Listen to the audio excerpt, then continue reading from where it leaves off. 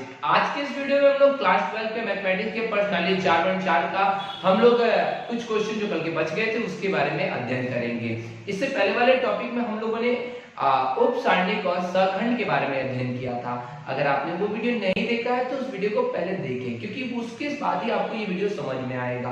तो सारे बच्चे अगर आपने नहीं देखा है तो पहले 4.16 नंबर वाला वीडियो देख लीजिएगा, तब 4.17 को देखना शुरू करेंगे। ठीक है, तो चलिए शुरू करते हैं। 4.17 इसके अंतर्गत हम लोग उदाहरण नंबर 22, 21, 22 और प्रश्न प्रणाली के 3, 4 और 5 क्वेश्चन को देखेंगे। तो चलिए शुरू करते हैं। शुरू करने से पहले मैं बोलूंगा थोड़ा सा इंपॉर्टेंट इसमें जो चीज है इसके बारे में आज जान लीजिए, क्योंकि ये जो चीज मैं नोट में लिखवाया हूँ ये बहुत इंपॉर्टेंट चीज है, आपके ऑब्जेक्टिव से रिलेटेड है। तो ये देख लीजिएगा बिल्कुल अच्छी तरीके से। तो नोट में मैंने यहाँ लिख दिया, किसी सारणिक का मान उसकी पंक्ति या स्तंभ, जो भी हो पंक्ति हो स्तंभ के अवयवों और उनके संगत सखंडों के गुणनफल का योग होता है। मीन्स उन्होंने बोला कि अगर किसी भी पंक्ति या किसी भी स्तंभ के अगर अवयव ले ले, अगर उसके सखंडों के साथ गुणनफल करके उसको जोड़ दें तो वो जो मान प्राप्त होता है वो हमारा सारणी का मान प्राप्त होता है। हम लोग तो अभी समझ नहीं पा रहे हैं क्या है एग्जैक्ट, पहले हम लोग इसको एक बार करके देखते हैं। तो क्वेश्चन नंबर 1 हमारे सामने ऊपर स्क्रीन पर है, नहीं व्हाइट बोर्ड पर है। क्या है? A11, A12, sorry A12, A13, A21, A22 and A23, A31, A32, A33। ठीक है, आपके पास ये स्क्रीन पर आपके क्वेश्चन दिखाई दे रहा होगा। तो इसमें आप ध्यान दीजिएगा, ये क्वेश्चन है, हम लोग इसको सॉल्व करते हैं। मींस हम लोग सारणी का मान करते हैं, और सारणी के मान के लिए हम क्या करते हैं, किसी एक पंक्ति या किसी एक स्तंभ को ले लेते हैं। चलिए हम लोग पहली पंक्ति को लेते हैं। मींस फर्स्ट पंक्ति R1 के सापेक्ष, नहीं पहले R1 पंक्ति के लिए ले लेते हैं। R1 के लिए A11, A12, A13 यही ना है R1। तो R1 के लिए हम लोग सखंड ज्ञात करते हैं। सखंड A11 बराबर बढ़ता है A11 बराबर क्या हो जाएगा? A11 के लिए ये नहीं लेंगे, ये नहीं लेंगे, ये 4 लेंगे। क्या क्या होगा? पहले A11 के लिए -1 पावर 1 + 1, A22, A32, A23 और A33 हो गया कि नहीं? फिर नेक्स्ट हमारा क्या है? A12, इसे किसका मान, ये 1 1 जुड़ जाएगा तो 1 2 हो जाएगा, 2 मतलब प्लस का हो जाएगा। मींस आपका डायरेक्ट आंसर कितना है? A22, A32, A23, A33 यही है। चलिए A12 को ले लेते हैं। 1 + 2 12 का बोलिए कौन कौन है?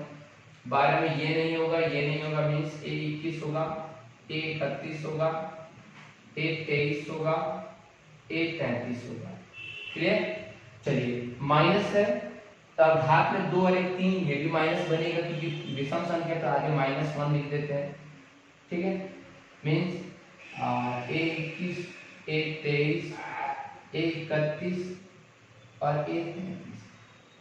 ठीक है, फिर A हमारे पास क्या है? 21 नंबर, नहीं A13, हम लोग R1 पंक्ति लेकर के सब A13 ये नहीं means A21, A31, A22, A32, -1 की पावर 3 1 4 प्लस का हो जाएगा। A21, A22, A23, A21 और A32। ठीक है, अब बिल्कुल ध्यान से आप सभी बिल्कुल अच्छी तरीके से इसको देखेंगे। अगर हम R1 के सापेक्ष प्रसरण करते हैं, R1 के सापेक्ष प्रसरण करते हैं, प्रसरण करने पर, चलिए प्रसरण करते हैं R1 के सापेक्ष। तो हमारे पास क्या मान प्राप्त होगा सारणी का? A11, इसके मल्टीप्लाई में क्या होगा? A22, A32, A23, A33 ये हो गया। फिर बीच में माइनस का चिन्ह आता है, पता ही होगा आपको। फिर माइनस के बाद A12 में क्या हो जाएगा? A21, A32, A23, ए 33 हो गया। फिर यहाँ पे क्या आ गया प्लस का चिन्ह ए 13 के लिए, ए 13 ए 21 ए 31 ए 22 ए 32 ये हमें प्राप्त हुआ। ठीक है, ये किसका मान प्राप्त हुआ हमें सारणी का मान प्राप्त हुआ। बिल्कुल ध्यान से देखिएगा, अब यहाँ मैच कराइए ये वाला ए 22 ए 23 ए 32 ए 33 ए 22 ए 23 ए 32 ए 33 सेम टू सेम है, मींस सारणी बराबर ए 11 और ये दोनों सेम है, मींस इसको हम लोग क्या लिख सकते हैं ए 11 ये बड़ा ए 11 लिख सकते हैं। फिर यहाँ माइनस करके छोड़िए माइनस को, ए 12 है, फिर ये वाला पार्ट मिलाइए, यहाँ गलती लिख दी है क्या ए 12 है ये, ओ सॉरी यहां से गलती उतर आ गया है। हाँ चलिए मैच कराइए, ए 12 के लिए 31 है, यही चीज तो गड़बड़ हो गया। चलिए सही है, चलिए थोड़ा सा गलती हो गया था।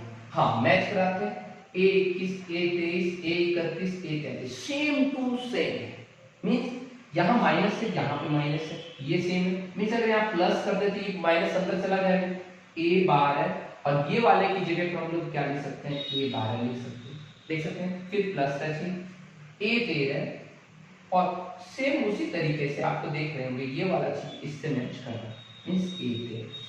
आपने देखा कि किसी भी सारणी का जो मान है वह उसके अवयव और उसके संगत ए 11 तो ये भी ए 11 है, ये 12 तो ये भी 12, ये 13 तो ये 12, मींस उसके अवयव और उसके संगत सहखंड के गुणनफल का क्या होता है योग होता है।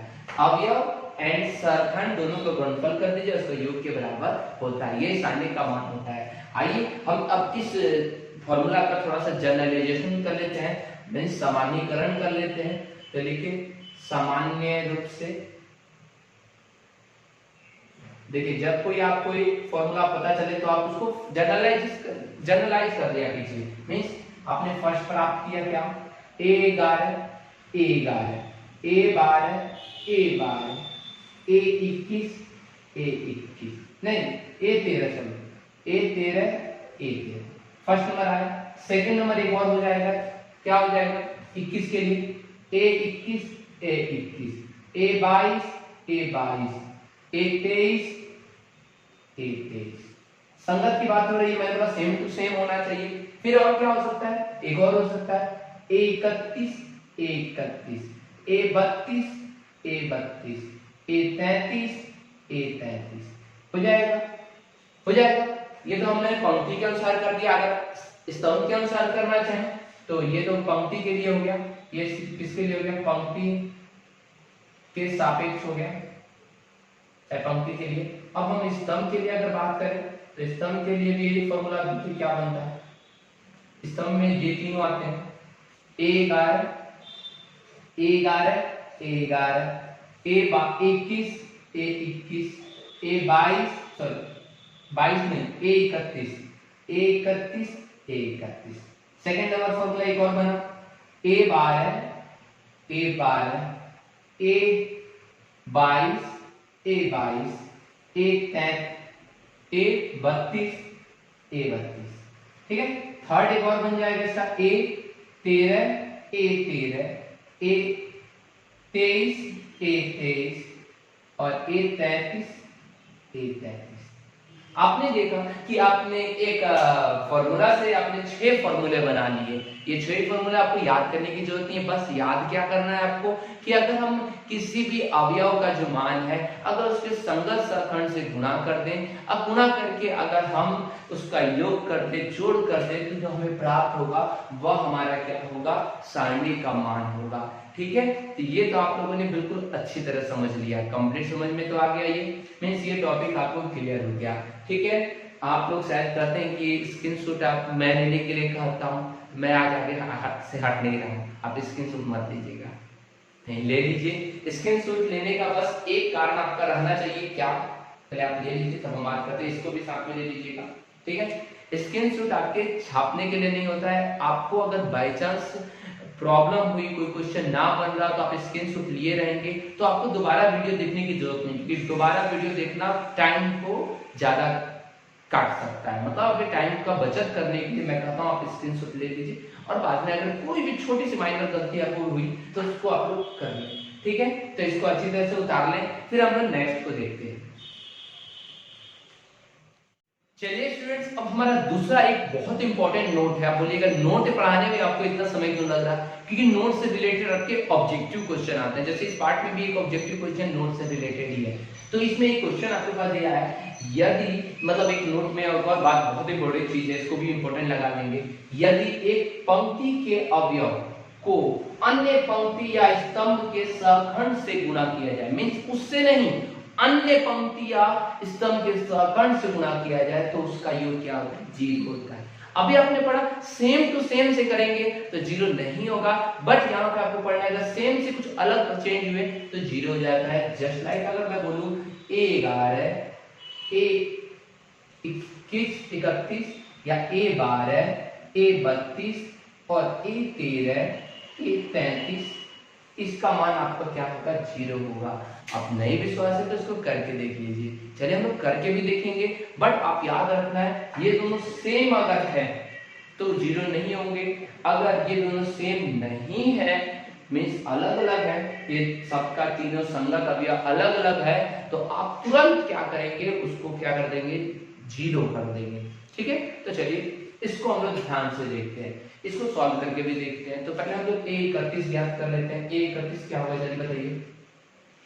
-1 पावर 3 + 1 क्या हो जाएगा? A31, A12, A22, A13 and A23, यही होगा। अभी इतना पे रहने दीजिए। A32 का बोलिए, A32 -1 पावर 3 + 2 मीन्स 3 + 2 का क्या हो जाएगा? A11, A21, A13, A23। Okay, next है A33। A33 का देख लेते हैं हम लोग, क्या हो गया A33 का? -1 पावर 3 + 3 क्या हो जाएगा? A11, A12, A21, A12 और A22। ये तीनों हमने प्राप्त कर लिया। इस मान को रखते हैं इसमें। ठीक है, चलिए रखते हैं। A11 इंटू A31 का मान कितना है? -1 की पावर 3, 1 4 तो प्लस का हो जाएगा, प्लस रहने देते हैं। A12, A13, A22, A23। ठीक, नेक्स्ट A32 का देख लेते हैं। A32 से यहाँ पे -1 पावर कितना है? 3 2 5 है, मतलब -1 आएगा, तो आगे माइनस लगा देते हैं। A32 का क्या हो जाएगा? A32, A32, A32, A32, A12 sorry A12, A32 का A11, A13, A21, A23 और लास्ट हमारा क्या है? ये प्लस में 3 3 6 प्लस में होगा, तो A13 और A33 का मान कितना है? A11, A12, A21, A22। अगर इन तीनों को मिलाकर हम एक सारणी बनाए, देखिए A11, A12, A13 तीनों सबसे ऊपर आ गए। A11, A12, A13 सारणी तीन हो गए। A11 में कौन था? A12, A13, A22, A23, फिर A12 यहाँ आ जाएगा, A13 यहाँ आ जाएगा, A22 यहाँ आ जाएगा, A23 यहाँ आ जाएगा। मीन्स देख रहे हैं आप कि आपको A11 का मतलब क्या होगा? ये वाला पार्ट के लिए ये नहीं लेंगे, ये नहीं लेंगे, तो यही चार जो है ये यहाँ पे बैठेगा। A12 के लिए A11, A21, A11, A21 यहाँ बैठेगा। A13, A23 है। A13 के लिए A11, A21, A11, A21, A13 के लिए और A12, A22। मीन्स अगर हम इसको एक सारणी रूप में लिखना चाहते हैं इस तरह लिख सकते हैं। इन पार्ट को खाली इस पार्ट को हम अगर सारणी रूप में लिखना चाहे ऐसे लिख सकते हैं। अब एक बात ध्यान दीजिए, गुणधर्म तो कभी भूलना ही नहीं है सारणी का। अब देखिए यहाँ पर R1 का मान A11, A12, A13 और R2 का मान भी A11, A12, A13 दोनों का दोनों क्या हो जा रहा है? सेम हो जा रहा है। मीन्स R1 बराबर क्या हो जा रहा है? R2 हो जा रहा है। मीन्स हमारा जो सारणी का मान है क्या हो जाएगा? 0 हो जाएगा, क्योंकि दो पंक्ति समान होती है तो उसका मान 0 होता है, तो इसका मान क्या हो गया? 0 हो गया। मीन्स आपने देखा कि अगर यहाँ पे कोई अलग अगर पार्ट होता है तो आप उसको डायरेक्टली तौर पे क्या रख देंगे? 0 रख देंगे। ठीक है, तो आप इसका स्क्रीनशॉट ले लीजिए। तो चलिए स्टूडेंट्स, अब हमारा जो नेक्स्ट टॉपिक है वो हमारा क्वेश्चन है, क्वेश्चन आंसर अब हम बना रहे हैं। उदाहरण नंबर पहले तो 21 देखते हैं। उदाहरण नंबर जो 21 है, सारणिक ए 11 12 13 ए 21 22 23 ऐसे है कि अवयव एक ए 11 तथा ए 21 के उप सारणिक और सखंड ज्ञात करने हैं। मींस आपका ए 11 ये रहा और ए 21 ये रहा, इसके आपको पहले सारणिक उप सारणिक ज्ञात करना है, मींस एम 11 का मान ज्ञात करना है और सेकंड नंबर पे आपको एम 21 का मान ज्ञात करना है। दोनों के उप सारणिक का मान ज्ञात करना है, इससे रिलेटेड आप देख के बना लेंगे। याद रखिएगा उसके पंक्ति और स्तंभ को छोड़ करके बाकी जो बचेगा वो कर लेंगे। और फिर आप सखंड भी ज्ञात करना है, ए 11 और क्या करते हैं ए 21 सखंड भी आपको ज्ञात करना है। फिर दोनों आप ज्ञात कर लेंगे। मैं इस पे नहीं जा रहा हूँ क्योंकि आसान क्वेश्चन है, आप स्वयं से भी कर सकते हैं, अभी तो सीखे ही हैं। ठीक है, तो अब एक उदाहरण नंबर 11 21 जो आपका होमवर्क रहेगा, उदाहरण 21 आपका एसडब्ल्यू का वर्क रहेगा। अब हम उदाहरण नंबर 22 पे आते हैं। 22 क्या है तो ध्यान से देखिए, सारणिकों के अवयवों के उप सारणिक और सखंड ज्ञात करें, सभी अवयवों के उप सारणिक और सखंड ज्ञात करें और सत्यापित करें। सभी नहीं कहा है, सारणिकों के अवयवों के उप सारणिक और सखंड ज्ञात मतलब सभी का ज्ञात करना है भाई।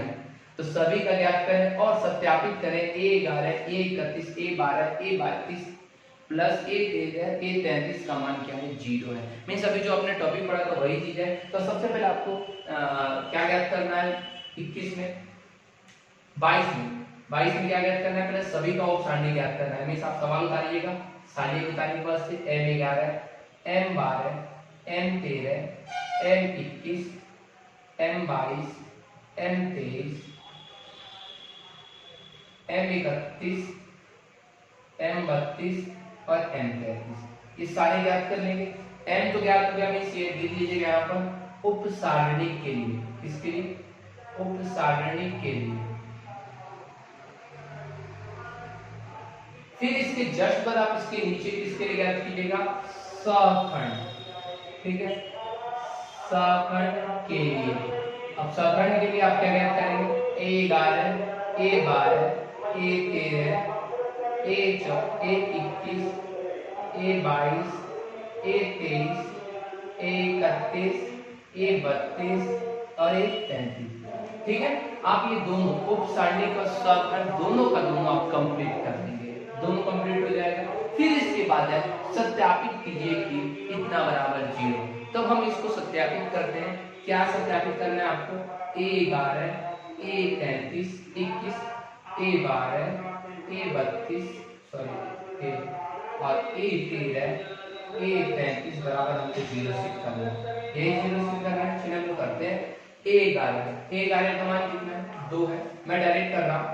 ए 31 का मान कितना होगा, ए 31 के लिए ए 31 का मान यहाँ ज्ञात कर लेते हैं। 1 3 प्लस 1 31 के लिए क्या हो जाएगा -3 5 0 4।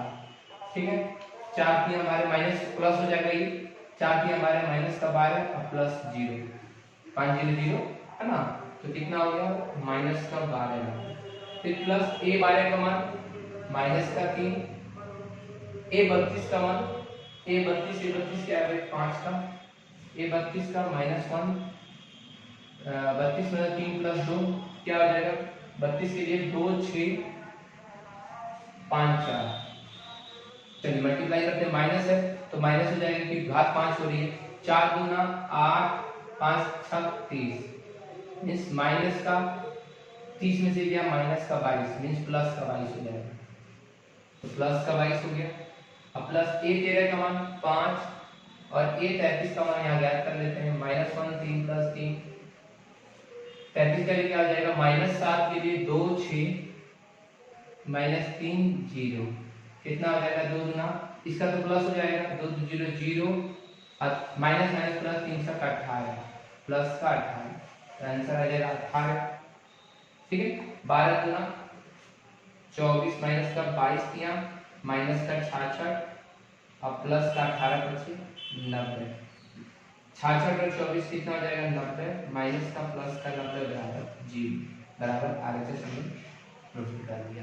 ठीक है, तो ये आपका सवाल यहाँ पे पूरा कंप्लीट हो जाएगा। आप यहाँ पे आरएचएस लिख लीजिएगा। ठीक है, और आपको जो प्रूफ करना है बराबर 0 हटा दीजिएगा, प्रूफ कर लीजिएगा। ठीक है, तो पहले उप सारणी ज्ञात कीजिएगा, सखंड ज्ञात कीजिएगा और ये आरएचएस। इसमें भी आपको मतलब आधा तो करना खुद से है। मीन्स ये भी आपका उदाहरण नंबर 22 जो है वो आपका होमवर्क ही रहेगा। ठीक है, तो आप इसका स्क्रीनशॉट लेना चाहते हैं तो ले सकते हैं, बट आपको पूरा फुल्ली शुरू से ही करना पड़ेगा। ठीक है, तो इसको कर लीजिएगा। नेक्स्ट हमारा जो क्वेश्चन है वो है दूसरी पंक्ति के अवयवों और सखंडों का प्रयोग करके आपको इसका मान प्राप्त करना है। मीन्स आपके पास एक सारणी दिया हुआ है, उसमें दूसरी पंक्ति, इसको मिला के दूसरी पंक्ति का प्रयोग करके करना है। मीन्स आपके पास सारणी जो है क्वेश्चन नंबर 3 तीसरा है 5 2 1 3 0 2 8 1 3। दूसरी पंक्ति का प्रयोग करके तो लिखेंगे दूसरी पंक्ति के लिए सारणी बराबर। दूसरी पंक्ति का नाम क्या होता है? सेकंड पंक्ति मीन्स a 21 होता है, तो a 21 इंटू a 21 हो जाएगा, है ना, प्लस a 22 22 इंटू a 22, फिर प्लस a 23 23 होता है ना, हाँ 23 इंटू a 23। आपको क्या क्या ज्ञात करना है? आपको a 21 का मान ज्ञात करना है। कौन से a 21 का? इसका a 21 का मान तो यहाँ लिख देंगे, हाँ a 21 बराबर कितना हो गया 2, a 22 बराबर कितना हो गया 0, a 23 बराबर कितना हो गया 1। ये तो हो गया। फिर आपको a 21 का मान ये वाला बड़ा वाला ज्ञात करना है, तो -1 पावर 2 + 1। a 21 के लिए क्या हो जाएगा? ये नहीं गिना जाएगा, ये नहीं गिना जाएगा, तो बचा क्या भाई 3 8 नीचे 2 3, यही होगा। माइनस घात है 2 1 3 है, -1 की घात 3 3 3 का 9 8 गुना 16, तो -16 में से 9 गया माइनस का 7, तो प्लस का 7 हो जाएगा। इस प्रकार से आप सारा ज्ञात कर लेंगे a 21 a 22 और a 23, और इसका मान आप यहाँ रख देंगे, इसका मान आपका आ जाएगा। ठीक है, तो ये किसी पंक्ति के लिए, दूसरी पंक्ति के लिए आपको फॉर्मूला मैंने बोला है, दूसरी पंक्ति के लिए बोल रहे थे, दूसरी पंक्ति के लिए ज्ञात करना है। देखिए इसके बाद वाला चौथा सवाल में क्या है, तीसरे स्तंभ के लिए अवयव का सरखंड का प्रयोग करें, और सेम यही सवाल है, मींस अलग सवाल है। ठीक है, तो इसमें भी तीसरे पंक्ति के तीसरे स्तंभ के लिए करना है, तो तीसरे स्तंभ के लिए क्या हो जाएगा? तीसरा स्तंभ क्या होता है? यही होता है, ये वाला क्या होता है, इसका नाम क्या है? इसको कहते हैं 31 नहीं 13, इसको 13 कहते हैं। इसको क्या कहते हैं?